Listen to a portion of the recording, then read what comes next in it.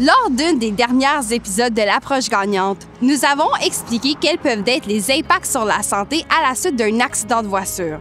Nous avons à ce moment rapidement compris que le rétablissement peut être complexe. Afin d'aborder le sujet, nous avions eu la chance de discuter avec une avocate en droit des préjudices corporels du cabinet MJ Law, Sophie Loosby, afin de mieux comprendre quelles peuvent être les procédures légales qui entourent un accident de voiture. Mais ces procédures légales étant complexes, nous vous offrons cette petite capsule aujourd'hui afin de vous permettre de mieux comprendre quelles peuvent être les procédures légales entourant un accident de voiture et le soutien que vous pourriez bénéficier. Est-ce que vous pourriez nous expliquer aussi un peu rapidement quel est le processus légal entourant les accidents de voiture? Donc, quand une personne est dans un accident de voiture, il y a une question de faute. Des fois, c'est pas toujours une personne est à faute, l'autre est non. Ça peut être quand même assez complexe. Donc, encore une fois, c'est important de parler à un avocat pour savoir si la chose permet quand même une réclamation en responsabilité délictuelle. Donc, le processus, typiquement, c'est que la personne vient nous voir, on regarde le mécanisme de l'accident, même si la police a déterminé ou l'assureur a déterminé qu'un est à faute ou non, c'est important de voir avec un avocat parce que les standards peuvent être différents quand ça vient à la réclamation civile. Okay. Donc, on détermine s'il y a une possibilité de réclamation. On avise le client qu'on est prêt à les aider à travers le processus et ils décident s'ils veulent nous engager. Ensuite, le processus peut être quand même assez long. Malheureusement, il y a plusieurs délais en Ontario. Ça a été empiré avec COVID. Toutefois, il y a plusieurs choses en place en ce moment pour essayer d'aider à faire avancer les choses, comme le monde virtuel qu'on est dedans aujourd'hui. Mais essentiellement, on va intenter une réclamation si c'est nécessaire. Et ensuite, on apporte notre client ou la victime de l'accident à travers les différents processus, que ce soit un examen au préalable, que ce soit une médiation, où est-ce qu'on peut tenter de régler la chose encore, que ce soit éventuellement un procès devant un juge et un jury. Ouais. Donc, l'équipe, incluant l'avocat, va être avec la victime de l'accident tout au long du processus. Oui. Et vous avez mentionné un peu l'accessibilité aux avocats. Ça peut être plus difficile depuis COVID. Comment est la situation dans notre région? En fait, c'est intéressant parce qu'on vit maintenant dans un monde virtuel. Okay. La Cour permet beaucoup de leur processus d'être fait en ligne, que ce soit Zoom ou que ce soit les différentes plateformes qui sont disponibles. Donc, en fait, ça a permis que les victimes d'accidents, que les clients potentiels peuvent vraiment avoir leur choix d'avocat. On n'est pas limité maintenant à qui qu'on peut aller voyager puis rencontrer en personne. Vraiment, à ce point-là, c'est une question de style, si la personne préfère avoir une interaction en personne. Donc, on est chanceux dans ce sens-là. Toutefois, si on parle de quelqu'un qui veut quand même avoir accès, c'est intéressant parce qu'on vit dans un monde virtuel. Il y a certaines firmes qui travaillent à 100% au virtuel, etc. Surtout dans les communautés rurales. Là, on parle un petit peu plus de questions d'expérience et d'expertise. Okay. Plusieurs des cabinets en rural, puis c'est pas dans tous les cas, mais ça va être des cabinets qui sont un peu plus généralistes, où est-ce qu'ils vont pouvoir faire du travail dans tous les différents domaines, qui peut avoir ses avantages, tandis qu'on remarque un peu plus que dans les centres plus urbains, on va avoir des cabinets qui se spécialisent ou plutôt qui se concentrent dans un domaine, comme nous, par exemple, qui fait exclusivement du travail de préjudice corporel pour les demandeurs. Et comment est-ce que les avocats peuvent aider au niveau de ce processus-là? Donc, c'est notre recommandation que toute personne qui est une victime d'un accident de voiture qui appelle un avocat pour savoir c'est quoi les options qui sont ouvertes à eux.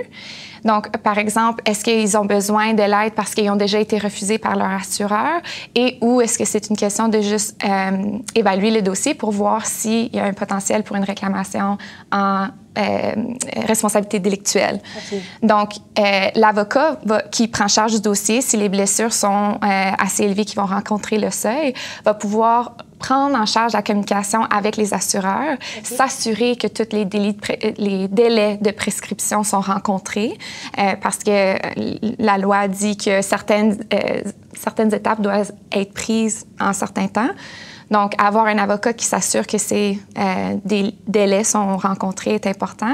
Puis ensuite, c'est vraiment s'assurer que toutes les preuves qu'on a besoin pour pouvoir aider avec les réclamations en indemnité d'accident sont rencontrées, mais aussi c'est les mêmes preuves qui vont aider à prouver s'il y a des lacunes au-delà de... Donc, vraiment, on parle plus les effets financiers à long terme. Okay. Mm-hmm. Oui. Puis là, j'imagine ça, c'est une certaine façon que vous avez expliqué comment est-ce qu'un avocat peut aider. Mais est-ce qu'on a vraiment besoin d'un avocat lorsqu'on arrive en accident de voiture? Donc, encore, ça va vraiment dépendre de la gravité de la blessure. Okay. Et toute personne peut faire leur application pour des indemnités d'accident par eux-mêmes. Ils vont rencontrer virtuellement ou par téléphone ou par courriel, peu importe, avec leur expert en sinistre et ils peuvent faire ils peuvent s'arranger avec eux, disons, pour avoir les réclamations qu'ils ont besoin, les bénéfices qu'ils ont besoin, etc. Toutefois, quand on se rend au point où est-ce qu'ils commencent à avoir des rejets de demandes, qui refusent les services, etc., aller à travers le processus ça s'appelle une dispute au tribunal, ça peut être quand même assez complexe. C'est comme une poursuite, mais chez un tribunal au lieu de la cour qu'on pense classiquement. Donc, ça peut être beaucoup sur une personne, encore qu'on revient, qui veut juste se concentrer sur son rétablissement. Donc, avoir de l'aide, c'est important. On est aussi bien équipé quand on a eu déjà plusieurs conversations avec les mêmes assureurs qui assurent tout le monde. On connaît le processus, on connaît les délais. C'est quelque chose qu'une personne...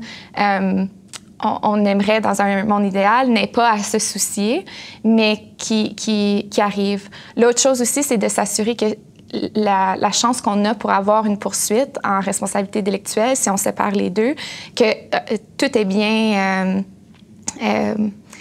considéré, qu'on rencontre encore les délais, qu'on ne perd pas notre chance si, disons, notre blessure qu'on croyait allait se rétablir rapidement, on ne se rétablit pas bien. Donc là, avoir un avocat s'assure que toutes les possibilités sont bien explorées et ensuite engagées s'il y a un besoin. Aussi, il est possible qu'une personne se représente eux-mêmes à travers un procès ou un processus, mais c'est un système assez complexe. Avoir une équipe qui prend en charge cet aspect du processus peut être extrêmement bénéficiaire. Puis encore, notre but, c'est que ça soulage un peu du stress et de la difficulté du processus. Oui. Et est-ce qu'il y a d'autres bénéfices qu'on a si on fait affaire avec un avocat dans des situations comme ça? Bien, le but ultime, c'est qu'on place la personne dans une position où est-ce qu'ils peuvent potentiellement avoir un recouvrement financier. Okay. Donc, que ça soit à travers leur réclamation avec leur propre assureur, il est possible de potentiellement négocier un règlement où est-ce que l'assureur va payer un montant forfaitaire pour pouvoir fermer leur dossier puis permettre à la personne d'aller chercher les services qu'eux, ils veulent sans demander permission à chaque fois. Donc, idéalement, on se met dans une situation où c'est une possibilité. Puis, par rapport à une poursuite, évidemment, le but ultime, c'est d'avoir de la compensation monétaire. Donc, encore une fois, avoir un avocat peut aider à déterminer est-ce que c'est le type de cas qu'on peut essayer de résoudre et de régler plus tôt sans avoir à passer à travers le processus du litige au complet, ou est-ce que j'ai besoin d'une équipe légale avec moi pour se rendre jusqu'à un procès, ou est-ce qu'on va demander à un juge et ou un jury de prendre une décision par rapport à la compensation qui est due dans cet accident. Les frais d'avocat, ça ressemble à quoi environ? Donc, ce qui est intéressant en Ontario, je pense que c'est similaire dans plusieurs endroits, mais spécifiquement en Ontario, plusieurs avocats qui travaillent en préjudice corporel travaillent sur des frais ou ce qu'on dit des honoraires conditionnels. Okay. Donc, ce que ça veut dire, c'est que la personne n'a pas à payer un frais, un taux horaire, un frais à l'heure, disons. C'est seulement dans une situation où est-ce qu'on est capable d'avoir un règlement comme un montant forfaitaire ou un bon jugement, un jugement favorable, je devrais dire, que la personne va nous devoir un taux honoraire. Okay. Donc, typiquement, comment ça fonctionne? C'est à pourcentage. Donc, le standard, c'est 33 % plus la TVH. Puis ensuite, ce qu'on a investi dans le dossier de la part du client pour faire avancer le dossier. Donc, par exemple, la requête des documents médicaux, la demande d'opinion d'experts, etc. Toutes ces choses, on paye de la part du client pour que la personne ne subisse pas encore plus un stress financier pour aider leur cause. Et ensuite, seulement dans un événement où on est vainqueur, que la personne doit un frais d'avocat. Ouais. Est-ce que vous auriez un exemple à nous donner avec des chiffres, simplement pour donner une idée aux gens qui ont peut-être un peu de la difficulté à suivre? Oui, donc si on prend un exemple d'un règlement de 100 000 puis que les taux honoraires conditionnels qui ont été appliqués au dossier sont de 33 % plus la TVH, et disons qu'on avait dépensé 5 000 $ pour faire avancer le dossier, la personne recouvrerait à peu près un règlement net de 60 000 $ sur un règlement complet de 100 000 $. Et si une personne hésite de vous appeler par peur, par exemple, que ce soit des coûts très élevés, qu'est-ce que vous leur direriez? Donc, moi, je pense que ça vaut la peine d'appeler. La plupart des cabinets qui spécialisent en préjudice corporel font leur consultation de façon gratuite. Donc, vraiment, on peut utiliser cette session comme une session d'information où est-ce que vous pouvez apprendre c'est quoi vos droits, c'est quoi vos possibilités, puis si oui ou non, vous rencontrez le seuil ou si on doit attendre puis voir comment le rétablissement se fait. Donc, ça vaut la peine d'appeler. Il ne faut pas se gêner. C'est pour ça qu'on est là. Puis si on est capable d'aider, bien tant mieux. Puis sinon, au moins, vous avez eu des informations par rapport à votre réclamation avec votre propre assureur et ou s'il y a une possibilité d'une réclamation délictuelle. Oui. Et ça, c'est la première rencontre? Oui. Parfait.